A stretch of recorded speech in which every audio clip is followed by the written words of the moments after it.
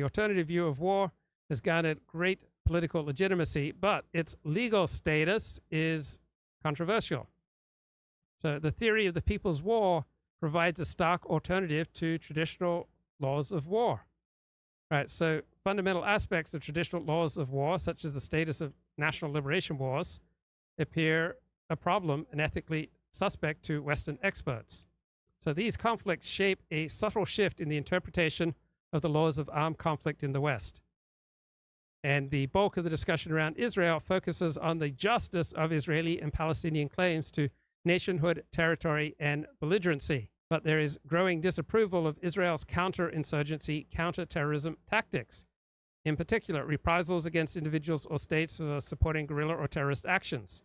We've got Western international lawyers and states beginning to question the legality of these operations.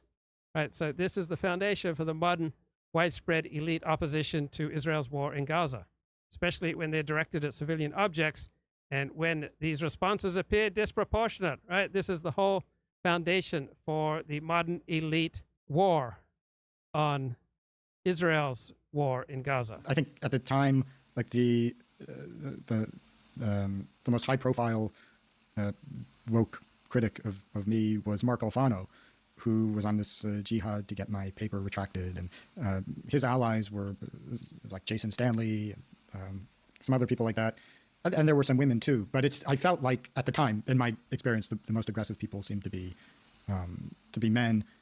But yeah, I mean, as you say, like cancel culture, I don't think is like a women's thing necessarily. Like men were also interested in burning witches and fighting heretics. Although certainly women played a big role in those things. Yeah, I certainly wouldn't want to suggest this is, if only we got rid of the women, everything would be fine, and the women are the only people causing problems. Clearly, a lot of men are causing problems too. But statistically, yeah, if you look at the data, there's no way to deny it. Like there's support for free speech. Yeah, I don't know if you saw this tweet I made a few weeks ago. It was based on a recent paper by a Finnish scholar where he obtained survey data on academics and students in different disciplines in Finland, I think, and he basically gave them a series of questions that ask about woke beliefs, things like are racial disparities due to racism and other related attitudes. And he found indeed that there were sizable disparities, with women in academia being substantially more likely to endorse these attitudes than men in each of the disciplines he looked at. Yeah, it's tough. Yeah, I think we need more